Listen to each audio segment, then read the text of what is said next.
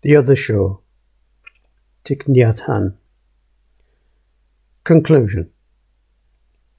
A Tangerine Party.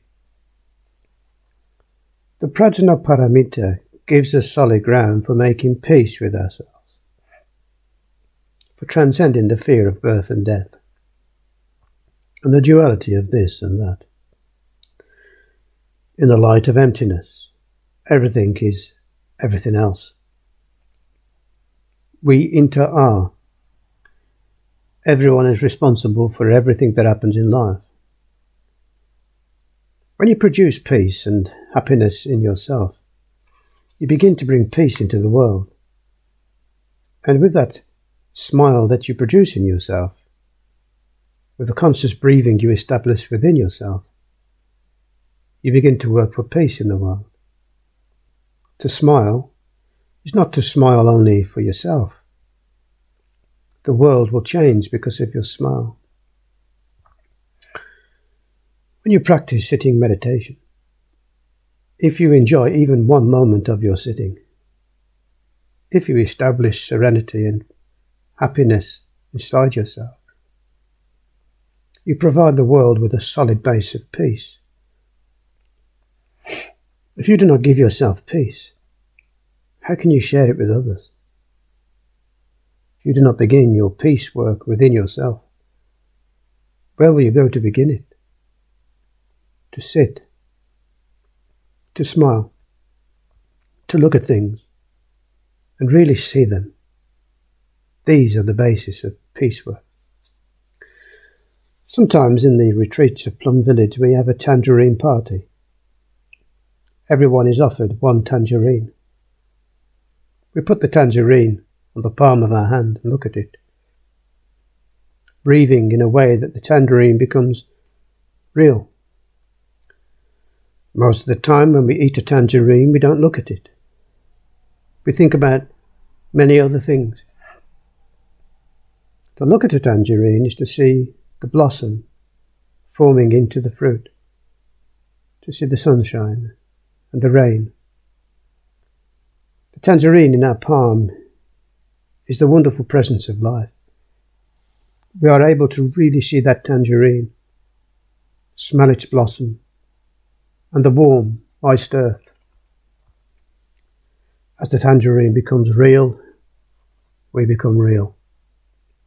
Life, in that moment, becomes real. Mindfully, we peel our tangerine, smell its fragrance. Carefully take each section of the tangerine and put it on our tongue. And we can feel that it is a real tangerine. We eat each section of the tangerine in perfect mindfulness until we finish the entire fruit. Eating a tangerine in this way is very important, because both the tangerine and the eater of the tangerine become real. This too is the basic work for peace. In Buddhist meditation, we do not struggle for the kind of enlightenment that will happen 5 or 10 years from now. We practice so that each moment of our life becomes real. When we meditate, we sit just for sitting. We don't sit for something else.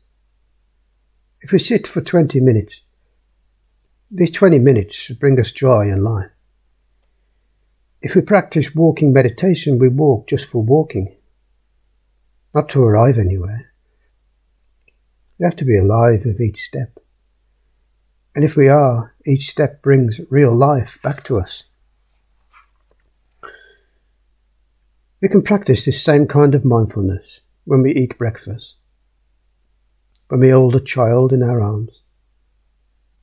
Hugging is a Western custom, but we from the East would like to contribute the practice of conscious breathing to it. When you hold a child in your arms, or you hug your mother, your partner, your friend, breathe in and out 3 times. And your happiness will be multiplied at least tenfold.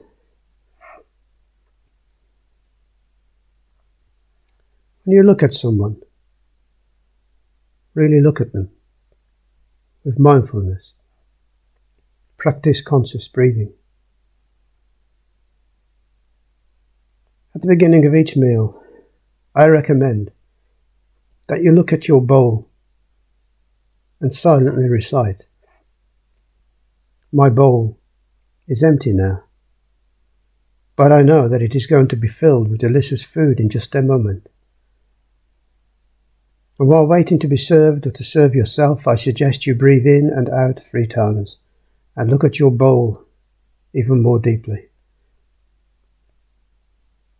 At this very moment, many people around the world are also holding a bowl. But their bowl is going to be empty for a long time. According to the United Nations, around 21,000 people die each day due to malnutrition, many of them children. We can be very happy to have such wonderful food, but we also suffer because we are capable of seeing. And when we see in this way, it makes us sane. Because the way in front of us, the way to live, so that we can make peace with ourselves and with the world, is clear. When we see the good and the bad, the wondrous and the deep suffering, we have to live in a way that can make peace with ourselves and the entire world. Understanding is the fruit of meditation, and understanding is the basis of everything.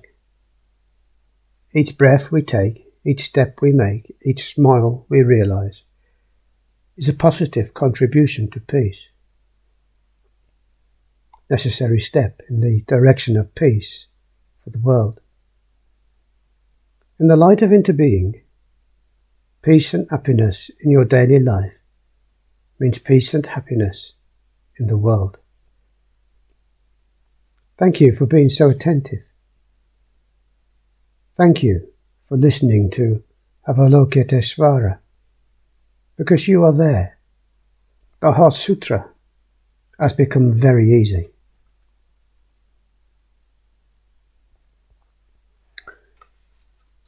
The Heart Sutra, the heart of perfect understanding.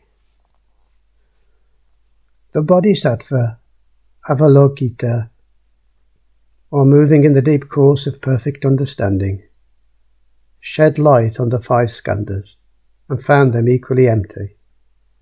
And after this penetration he overcome ill-being. Listen, Sariputra, form is emptiness, and emptiness is form. Form is not other than emptiness. Emptiness is not other than form. Same is true with feelings, perceptions, mental formations, consciousness. Listen, Sariputra. All dharmas are marked with emptiness. They are neither produced nor destroyed, neither defiled nor immaculate, neither increasing nor decreasing.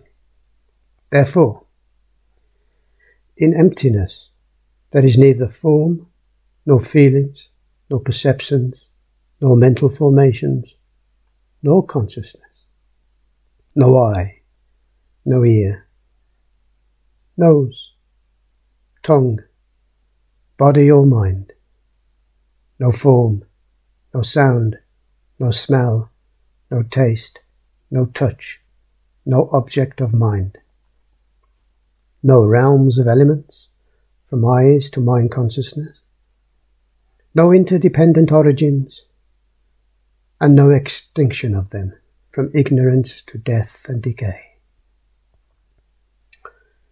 No ill-being, no cause of ill-being, no end of ill-being, and no path. No understanding, and no attainment. Because there is no attainment, the bodhisattvas, grounded in perfect understanding, find no obstacles for their minds. Having no obstacles, they overcome fear. liberating themselves forever from illusion, realizing perfect nirvana. All Buddhas in the past, present, and future, thanks to this perfect understanding, arrive at full, right, and universal enlightenment. Therefore, one should know that perfect understanding is the highest mantra, the unequaled mantra, the destroyer of ill-being, the incorruptible truth. A mantra of prajna paramita should therefore be proclaimed. Gati gati, paragati, paramsam gati, bodhi svaha. Gati gati, paragati, paramsam gati, bodhi svaha. Gati gati, paragati, parasam gati, bodhi svaha. About Thich Nhat Hanh. Zen Master Thich Nhat Hanh is a global spiritual leader, poet, and peace activist, known for his wonderful, powerful teachings and best-selling writings on the art of mindfulness. His books include sutra commentaries, meditational manuals, poetry, and children's stories. He has been a pioneer in bringing Buddhism to the West. Thich Nhat Hanh teaches that through mindfulness, we can learn to live happily in the present moment, the only way to truly develop peace in oneself and in the world. Thich Nhat Hanh was born in central Vietnam during the French colonial occupation. At 16, he entered To Hue Temple, ordaining as a novice monk in the Linh Chi school of Vietnamese Zen tradition. The fundamental training of a novice in Vietnam is to practice being present in every moment and to do everything with full awareness. After his novice years, Thich Nhat Hanh attended the Buddhist Institute in Hue. He then went to Saigon, the center of the movement, to renew Buddhism and to make it relevant to the lives of ordinary people and the realities of modern society. During the Vietnam War, monks and nuns were confronted with the question of whether to live a contemplative life in the monastery or to help the people around them who were suffering from the war. Thich Nhat Hanh chose to do both, thus founded the Engaged Buddhism movement. Despite the government's denunciation of his activities, Thich Nhat Hanh taught, wrote articles, found a publishing house, helped found a Buddhist university, and was founding editor of Vietnamese Buddhism. When government repression severely restricted his activities, Thich Nhat Hanh went to Princeton in 1962 to teach comparative religion. 1963, he was offered a teaching position at Columbia University, and when conditions in Vietnam became less restrictive, he returned, founding the School of Youth for Social Service in 1965, a grassroots relief organisation based on non-violence, compassionate action. Thich Nhat Hanh trained young monks, nuns, lay people as social workers to help rebuild villages, assist in education, village organisation, health, sanitation. As the war intensified, they also helped shelter refugees. In 1966, Thich Nhat Hanh returned to the United States to inform people of the effects of the war, make a plea for peace. He met with senators and with the Secretary of Defense, Robert McNamara. He met Thomas Merton and also Martin Luther King Jr., who nominated him for the Nobel Peace Prize, 1967. As a result of his activities, the Vietnamese government prevented him from returning home, and the first year of exile was very difficult. His work, his students, and everything he knew were in Vietnam, And slowly he learned to feel at home wherever he found himself, and he continued to travel widely, teaching, spreading the message of peace and brotherhood, lobbying Western leaders to end the Vietnam War, and leading the Buddhist delegation to the Paris peace talks. He went to Singapore in 1976 to help rescue Vietnamese boat people, and he appealed to nations to raise their refugee quotas. Amidst his peace activism, he continued to teach, lecture, write on the art of living mindfully, peacefully, in the present moment. In 1982, Thich Nhat Hanh founded the Plum Village Practice Centre in southwest France, where he continued his social work and taught those who came to practice with him. Under his spiritual leadership, Plum Village has grown from a small community into what is now the West's largest Buddhist monastery, with over 200 resident monks and nuns. In the last 15 years, Plum Village has opened 9 other monasteries in Europe, United States, Asia, Australia, where guests are welcomed and the practices of the Plum Village tradition are shared. Today, Thich Nhat Hanh is the spiritual head not only of his lineage within Vietnam, but also of an international engaged Buddhist community of over 600 monks and nuns, thousands of lay practitioners who apply his teachings on mindfulness, peacemaking, community building, and serving society. In 2004, the Vietnamese government invited Thich Nhat Hanh to visit Vietnam after almost 40 years of exile. And during his 3-month visit in 2005, he led retreats for monks, nuns, and lay people from all over the world. He had in-depth exchanges with leaders of the Buddhist community and with leaders of the government and Communist Party. He returned in 2007, and this time to lead ceremonies to commemorate those who had died in the war and to bring peace, healing, and reconciliation to the survivors, so their suffering would not be passed on to the younger generations. In 2008, he visited Vietnam for the last time. In 2008, Thich Nhat Hanh launched Wake Up, a worldwide movement of young people training in the practice of mindful living. 2010, he launched the International Wake Up Schools program, training classroom teachers to teach and practice mindfulness in schools. Over the years, Thich Nhat Hanh has been invited to speak and lead days of mindfulness for many international organisations. He has also given public talks all over the world. In September 2001, a few days after the attacks of the World Trade Center, he spoke on nonviolence at Riverside Church in New York City. In 2003 and 2011, he gave retreats for US Congress members and their families. 2006, Thich Nhat Hanh addressed UNESCO in Paris, calling for specific steps to reverse the cycle of violence, war, and climate change. 2007, he was a keynote speaker at UNESCO's International Wesak celebration in Hanoi.